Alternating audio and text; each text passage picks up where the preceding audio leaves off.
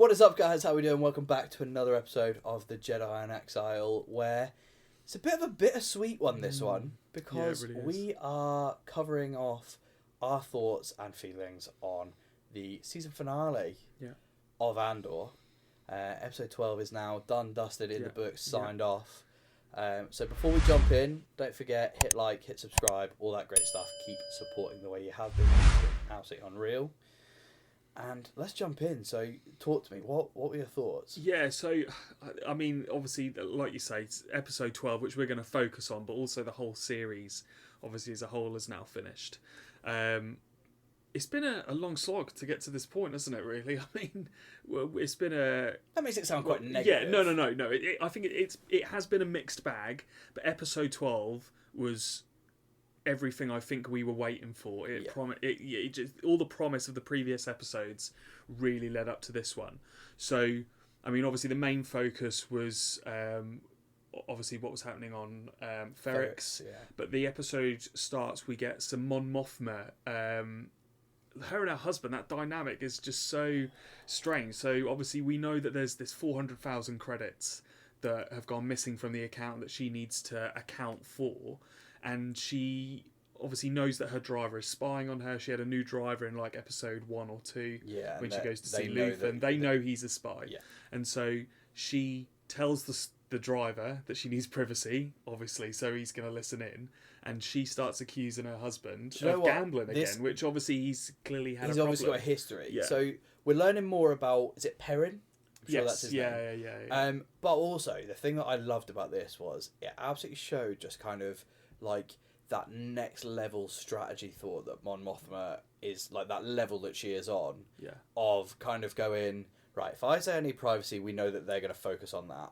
We've got this £400,000 that is a problem we need to like deal with. We need to find some way of covering that up. Oh, what's the best thing to do here? Let's pin it on the husband. Well, she's hoping the Empire are just going to think, oh, the husband has got a history of this. Oh, okay, that explains the 400 grand. We don't need to look into it any further. That's what it is. But that's certainly interesting going forward, because I feel like, obviously, Mon has been a really big part of this series, even though it's called Andor and focused on, obviously, Andor's side of things. I think that Season 2, we're going to see a lot more of the Mon Mothma and see whether she appears in any other Star Wars media that we get. So I thought that was really good. And then, obviously, towards the end of the episode, we saw her daughter get introduced to the like mafia guy. Yeah. His son. So of course this episode was kind of started and ended with Mon, Mrs. Mothma. A little bookend of the episode. Yeah, so that was pretty cool. And then, of course, I mean, just going through the episode, made quite a few notes. You've got Andor. This is something I did feel at the time. So Andor has got this manifesto, hasn't he, from the geezer who he did the heist with. Yeah. And you can hear him reading out like his manifesto. It's obviously on like a data pad. And I feel like this really resonates with Andor. Clearly this gets himself thinking about, the Empire, what he wants to do going forward, etc., and leads him into obviously everything we see in Rogue One. So I thought that was really interesting. Syril. So Syril, again, I felt like Syril was going to be such a bigger character than he turned out to be. But I don't know if this is like a strategic thing of this series has been like... I know I still maintain he's Cyril Pyre. He's Admiral Pyre. I know we've talked about like how some of these episodes have been building blocks and stepping stones for other episodes. But I feel like this series as a whole, as much as there has been enough to kind of... Like, I loved this final episode, and I have actually really enjoyed the season as a whole. Yeah. But I feel like this is also definitely like a foundation, like a platform for Season 2, for them to take these characters and not have the issues that we had with Episode 1 and Episode 2, where they have to introduce all these brand new people. I feel like Syril seemed like the main kind of bad guy in the first 3 episodes. He had such a major part, and then suddenly there was nothing from him apart from him drinking blue milk and having blue milk in his cereal for a couple of episodes, and then nothing, and now he's obviously back. There was some weird sexual tension when he saved Dedra from obviously the funeral. Honestly, I know that they're villains. I know that they're villains, but I ship them so hard. Honestly, it's the love story. Yeah. So that, I mean, Syril was in it. So this episode kind of had all the characters. Obviously, we've got Bix. So we don't know how long she's been in this kind of torture room with the whole VR headset. Well, I said to you, obviously there was a tease, wasn't there, in one of the episodes where we didn't know whether she had given up information on Andor or not. Yeah. But I feel like this really kind of drove home, and we were talking about it just before we recorded, and I kind of said to you about this particular scene, like the bit where she's like, he goes to rescue her, and she's like, I can't leave, I'll get in trouble. Like, she is fully broken, not the Bix that he remembers. Yeah. Which must be absolutely devastating. I think that comes on to some stuff that we're going to talk about when we kind of wrap up the episode. Yeah, absolutely. Well, he obviously helps her escape in the end, doesn't he? Right at the end of the episode.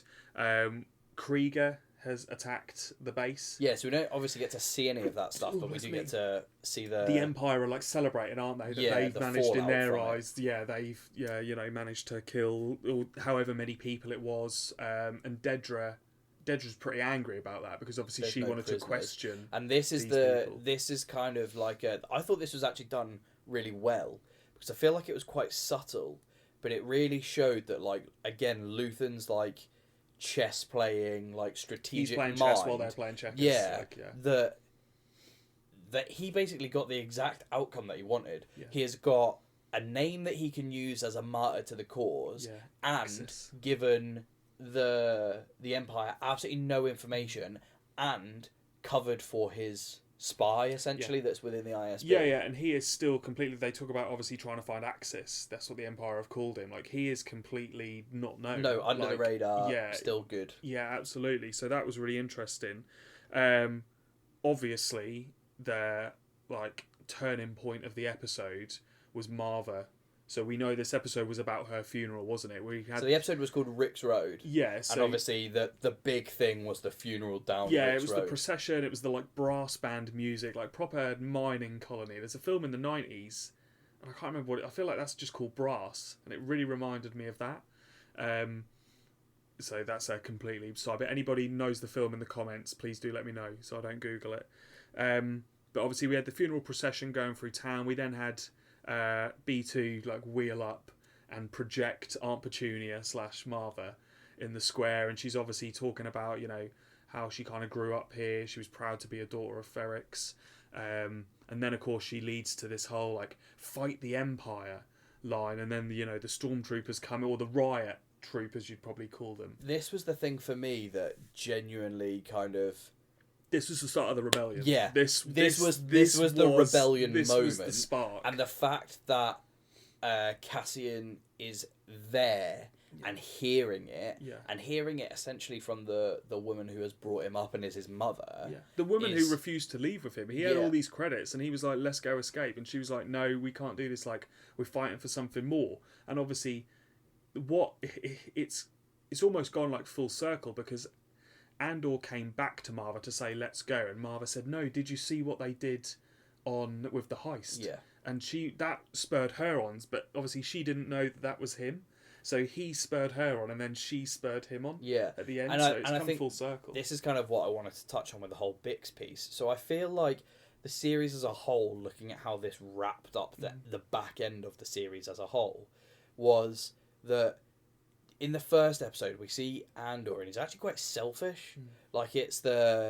He was out trying to make money, trying to make a better life for himself, but only think about himself and those immediately kind of around him, his mother, the people that were part of his circle. But ultimately, in quite a selfish way, he killed the two guards and ended up bringing all the trouble to Ferrix. And then on the back end, and this is what I was talking about with the Bix piece, I think there's been a couple of really key things that have obviously impacted the way that he looks at things. Obviously being in the prison and kind of doing the whole everybody working together for the greater good. Then the whole stuff with Marva, where she had talked about what had happened on Aldhani, but also the speech that she gives during the funeral. And then also how Bix has been treated and how much of an impact seeing the full change to her. I think the Empire's had an impact on his life, hasn't it? So the Empire put him for 6 years in prison for something that he felt he didn't do, instead of 6 months. He realised that he wasn't going to ever get out of prison because obviously they were just going to get transferred to another prison. And then it was obviously seeing the Empire, you know, with Marva, Bix. It's actually impacted him personally instead of just hearing about these atrocities on other planets. Because Marva says in the speech, doesn't she? You know, we offered them access for our trading lanes. They left us alone. They left us alone. But eventually they won't leave you alone. Eventually they will come find you. And I think for me, this was the scene where Bix and all the other guys are escaping. This really hit home for me, the kind of change that we've seen in Andor, in that he was like, go. Yeah. Like, go without me. Yeah. You've got a better chance without me. He's a wanted man, remember? Yeah. So, like, people are going to be searching for him. Go without me. Yeah, I'll just come find you. And then he's essentially, like, given himself up to Luthen, who he is, like, pretty confident is going to try and kill him. Yeah. And, like, actually delivers himself and then kind of goes, I want in. Yeah, shoot me or take me in. And that's how the episode ended. So it really was. He you know, was on the ship and, yeah, just literally said, you know, either kill me, get this over with, or take me in. It's like, it's not a game. Like, no. I'm here. And Luthen, obviously, you know, spoiler alert, we've watched Rogue One, so he doesn't shoot Andor. But, no, I thought that was a nice cliffhanger to end on. And I wonder the difference, because we believe there's going to be a season 2.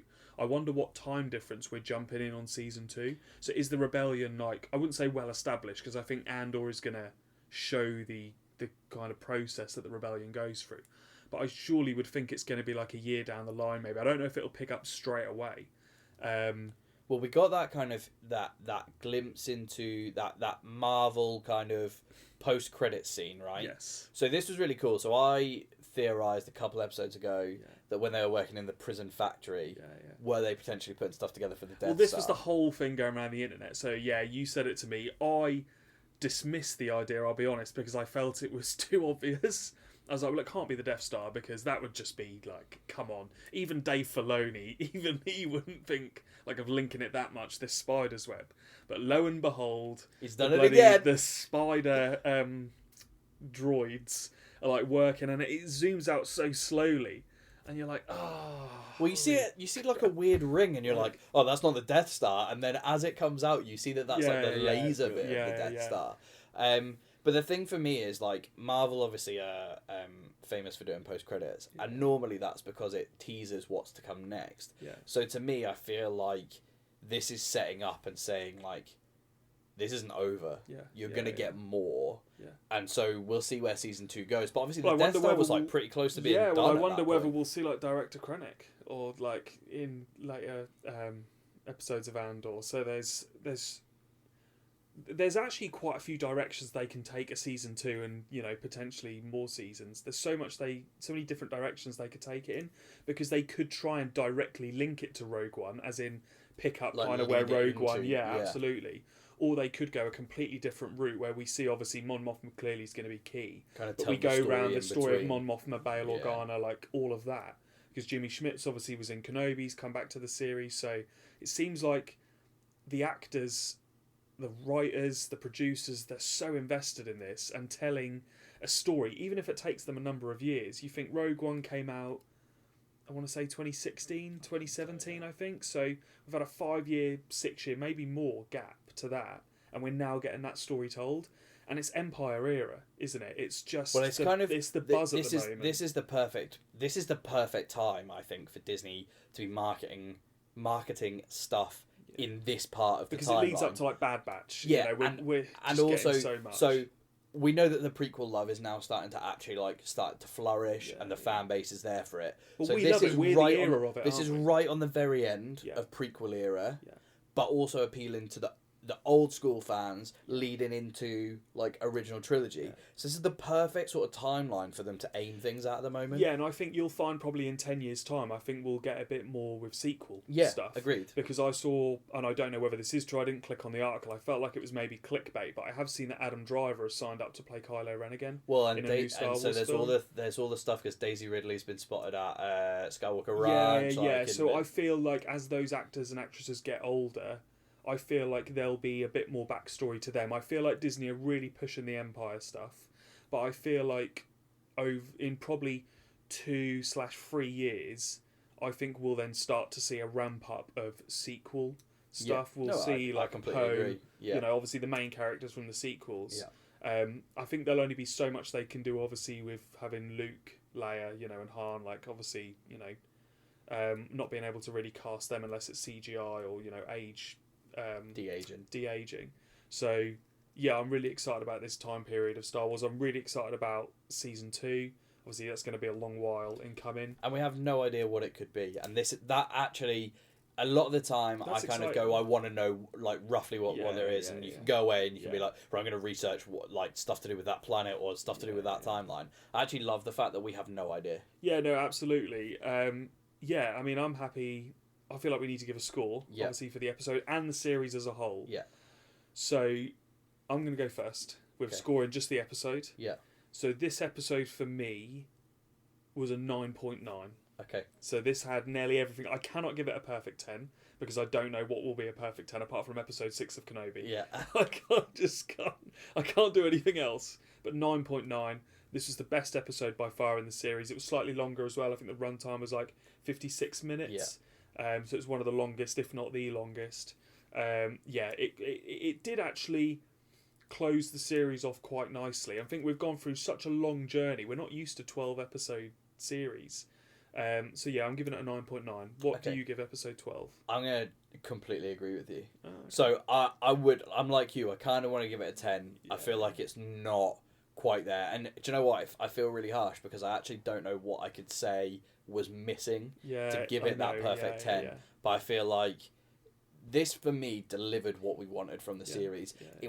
We said how much it was building. We said how much it was brought together. I think the only way they could have made it potentially perfect is having, and I don't know how it would have made sense, so don't come at me in the comments, having Mon Mothma also be like on Ferrix, or like, I would have because loved I feel a bit like more of, like, I feel Mon like what starting happened. the rebellion. I feel like what happened was they told these 3 different stories, and then they brought them together at the end. I want to see Mon talk to Andor.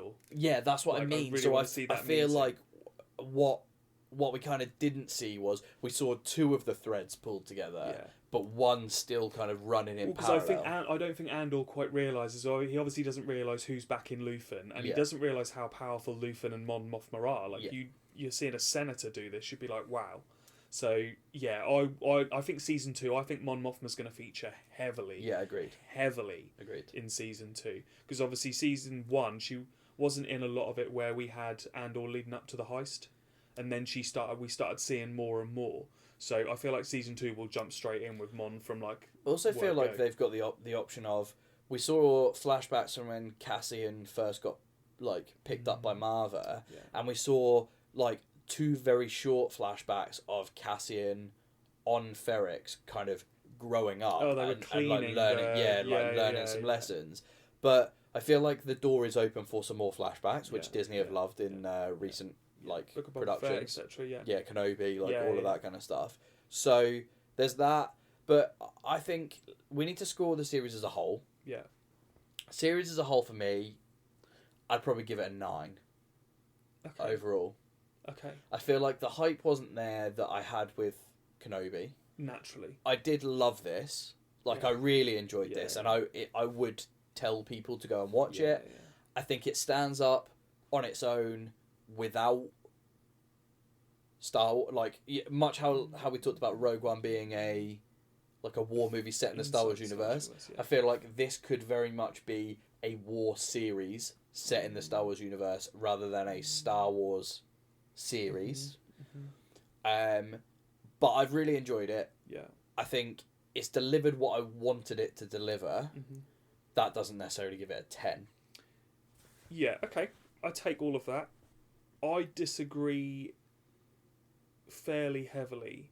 So I would give it an 8. Okay. Which I still think is a good score. Because I did enjoy the series. I actually think this is a series that, because it was slow in a lot of areas, I think you had to be a Star Wars fan to get the full enjoyment out of this. Okay. Obviously, each to their own, and I could be completely wrong. But come at him in the comments, don't come at me. Yeah.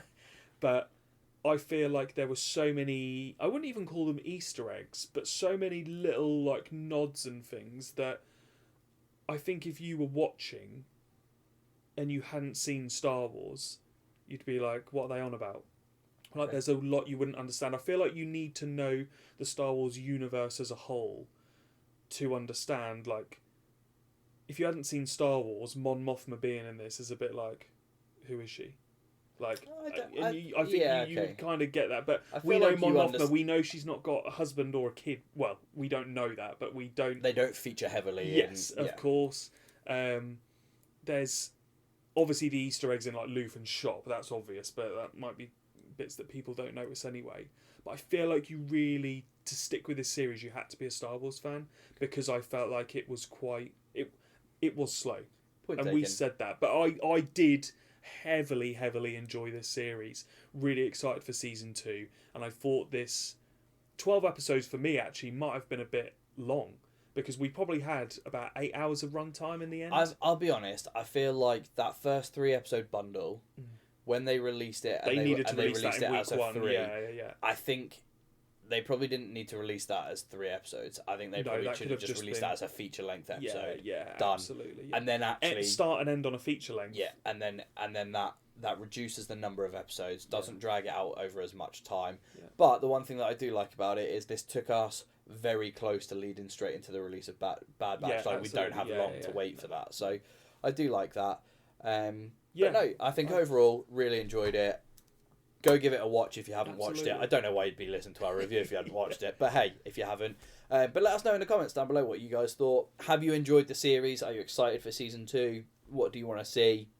If you haven't enjoyed the series, let us know why. We're always interested to hear your opinions. Other than that, guys, hit like, hit subscribe, all that great stuff. It's all down there. Go do it, please. And other than that, all that's left to say, guys, is we will see you all real soon in the next one. May the Force be with you all.